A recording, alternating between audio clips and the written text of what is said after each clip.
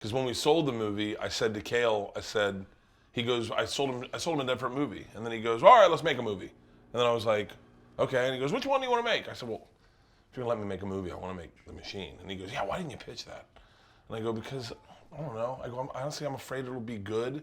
And the Russian mob will kidnap me. And he goes, and he just lights up the way Cale does. Sold! So I love it! I love it! It's The Hangover meets Godfather 2. Hey, something's burning, something's burning, something's burning. My favorite moment is shout out to Mary Parent, where we're on a casting call. I hadn't even gotten to the father of Mary, and Mary Parent gets on the Zoom and leans in and goes, I'm going to tell everyone who's going to play Bert's father, Mark Hamill. And everyone lights up. They're like, hold on, wait, can we get him? She goes, I'm setting up a Zoom.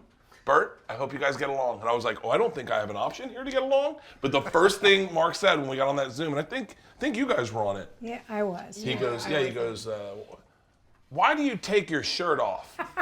And it's what my dad says to this day. And then Mark goes, like a nice collared shirt or a blazer would look nice. And I was like, Leanne's in the other room, I go, this is him. Well, I was pretty much in character from the minute I read the script, because you want to relate to whatever character you're playing. Yeah. So I remember asking you, I kept saying things like, Shecky Green is funny with his shirt on. Yeah. Norm Crosby is funny with his shirt on. Nipsey Russell is funny with his shirt on. I was picking comedians that are so far afield from your specialty. So I read the script and I thought, this is just, I've never read anything like this before. Really? Never.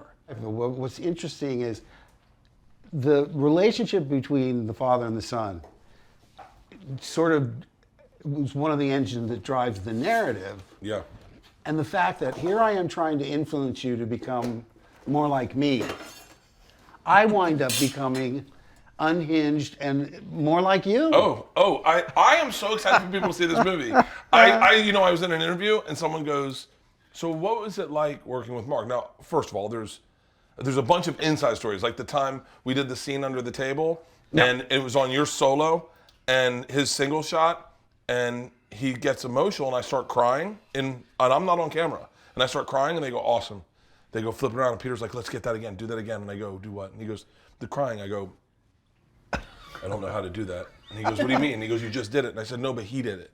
I go, he did this thing with his eyes where he made his eyes go like this a little bit.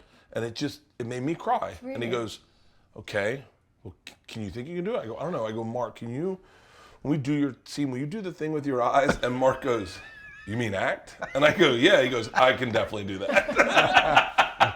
What would you say to the people that are thinking, well, should I go see The Machine? Or should I go see Little Mermaid? That's perfect counter-programming, because it's, that's guaranteed to be this behemoth.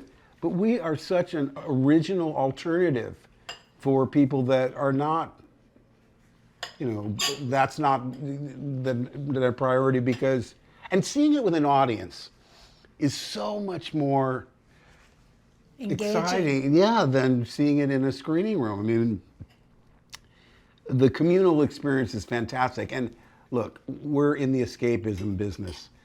Following the news is so depressing. We're so polarized as a nation, and and it's 24/7. I've never seen it like this in this country before. And this is a wonderful escape from all of that. Yeah, it's therapeutic. It'll do a body good to go and experience this with a full theater of people having a raucous good time. The Machine will be 100 times more potent if you see it in theaters. Yeah. As opposed to just sitting there in your living room. So come on. The communal moment of get off the couch, America. Getting into a theater, putting your phone away, and disappearing into that large screen with the superior sound. It's what I hope everyone's doing. Something's burning.